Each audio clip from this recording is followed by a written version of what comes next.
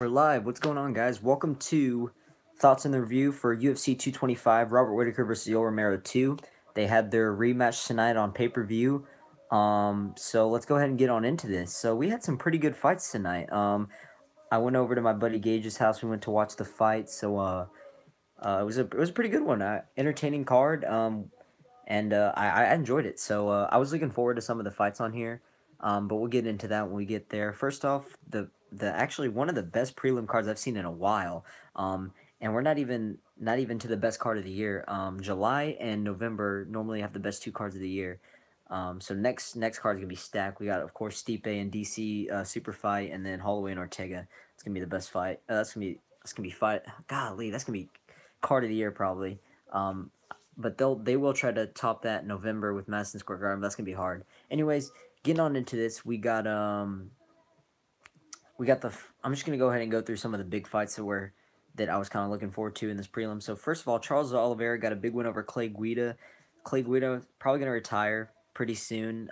Don't see what's much left for him, but that man's been fine for a long time. Just realized that. I started watching UFC in about I think 2006, 2007. Right, like when Anderson Silva started like becoming champion. That's when I started watching it. I was young.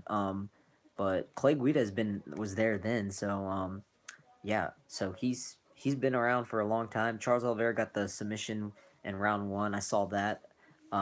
So big win for Charles Oliveira. Next fight we had Sergio Pettis also get a win over Joseph Benavidez. Joseph Benavidez has been out for like 2 years. Can't remember what happened to him.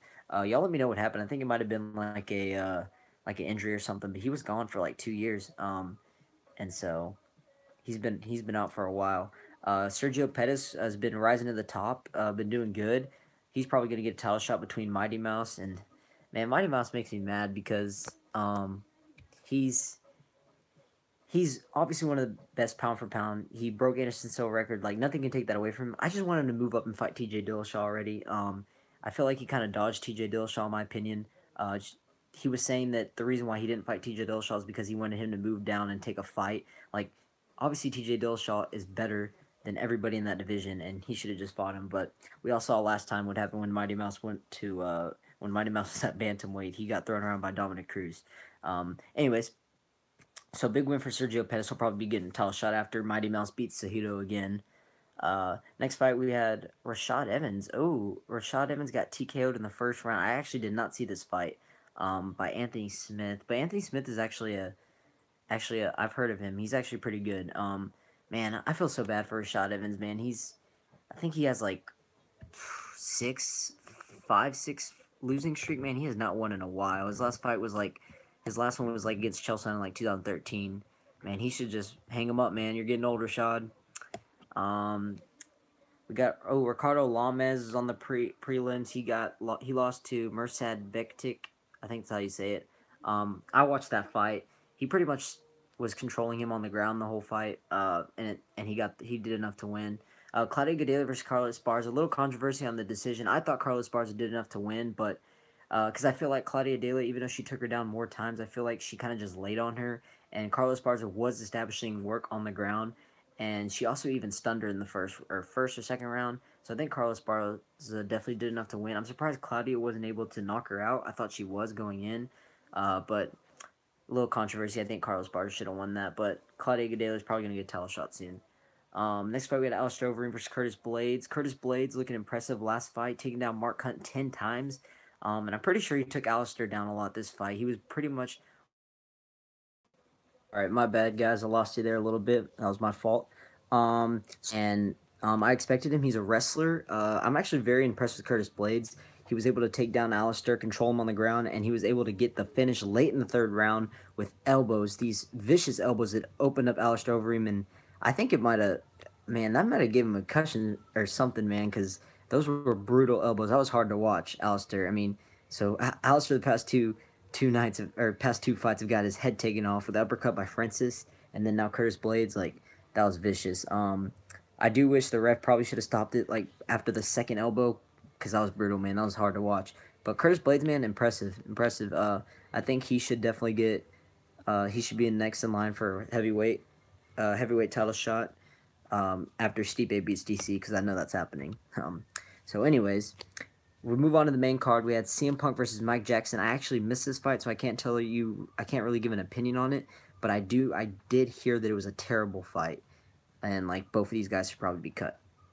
So I mean that doesn't make any sense. Feel sorry for CM Punk, but hey, it is what it is. He wasn't an MMA fighter to begin with, so uh, y'all let me know what y'all think about that because I heard it was a terrible fight. I'll probably have to go back and rewatch it and see how bad it was. Um, Andre Arlovsky returns.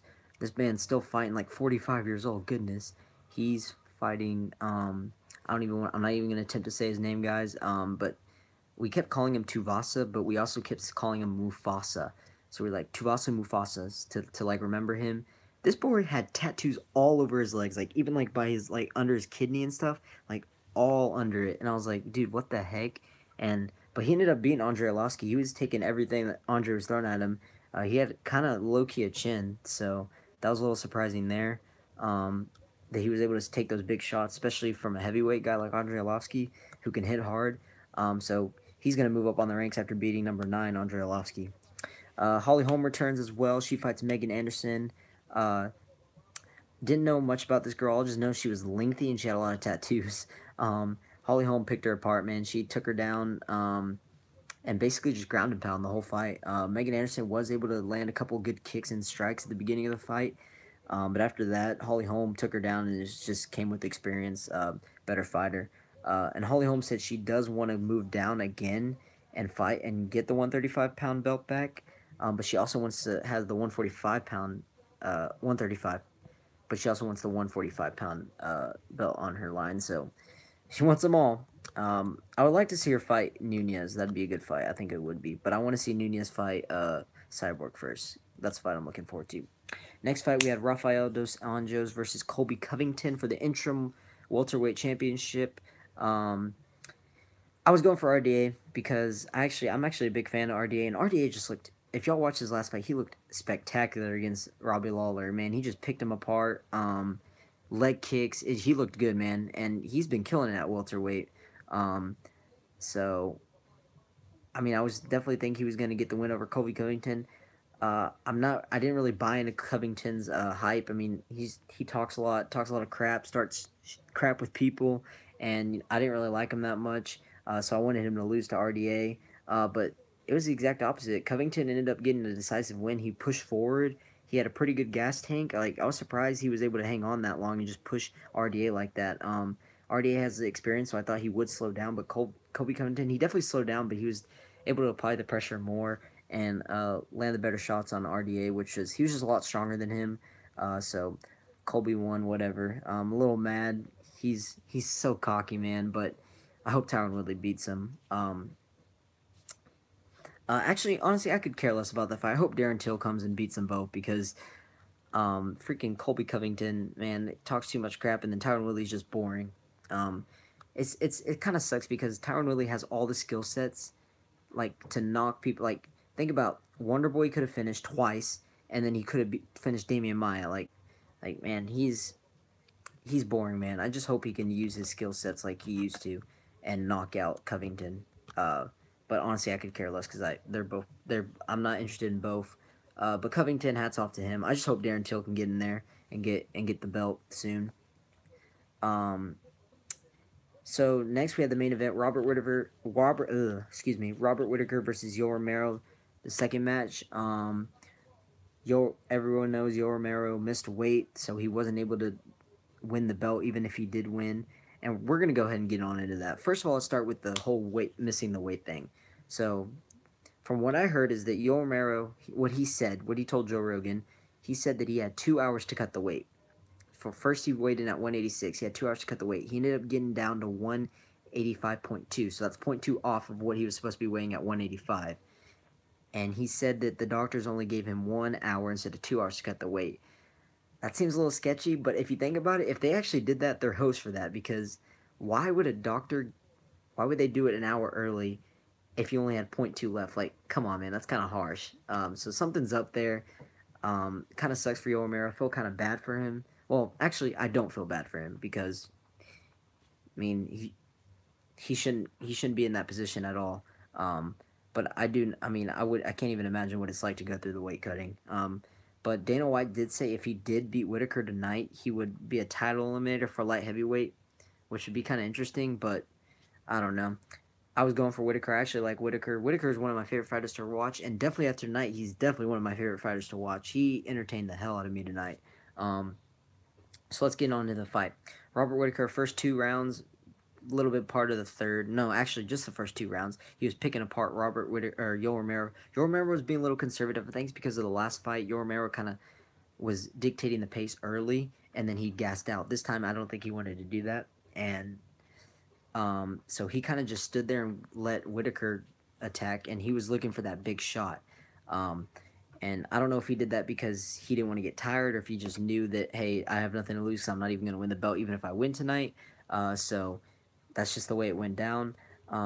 Whittaker was picking apart with leg kicks, mixing in his strikes. Whittaker was picking him apart, and he even jabbed him up in the. I think it was either late second or early first, or late first, early second. He jabbed him, and it just he like gauges like his eye was completely almost swollen just from that one jab, and Yoel Romero did not look good after that, and he was getting tired too, even not even doing much. And Robert Whittaker like just looked phenomenal. And then the third round, Yoel caught him with a right hand, and he was all over him that whole round. And it ended up turning into a slugfest, man. So Yoel Romero ended up taking the third round, arguably. He definitely took the fourth and fifth. Fifth knocked him down again, almost finished him. But man, Whittaker gained my respect tonight. He has so much heart, and he has an iron chin. From taking that, if anybody in the division would have took shots like that from Yoel Romero, it would have been over easily, like easily. So Yoel Romero, like man, he hit him with everything, and Robert Whittaker broke his hand too. He was fighting with everything out there, and he was able to hang on and eat Whittaker's or Romero's big shot. So I don't see like what the whole like madness is with the whole decision. Like yo, oh yeah, yo got robbed. Like at the end of the day, however you determine it, Yoel Romero, there's no way he would have won the belt at all. There's no way because he missed weight. So I don't see the disrespect. Like Robert Whittaker fought his ass off. I mean, give him some props. He freaking broke his hand. Was fighting with one hand, getting hit by Yoel Romero, hardest guy in the division. Um, and we got Robin here. He said, "I'd like to see Romero go to 205 and fight Gustafsson next." Oh yeah, that'd be kind of cool. I don't know what they're gonna do with the whole DC and Stipe thing because I know Stipe is gonna beat DC. I have money on that one. So I don't know. DC, I think he might just retire so that maybe they'll do the vacated belt between Gustafsson and Yoel Romero. I like that idea. Uh, so that'd be kind of interesting. There's nothing else left. Whittaker won this fight, so I don't think they're going to have a third match. But um, of course, they showed respect. Overall, I like the fight. I like the card. They were both entertaining. Covington surprised me.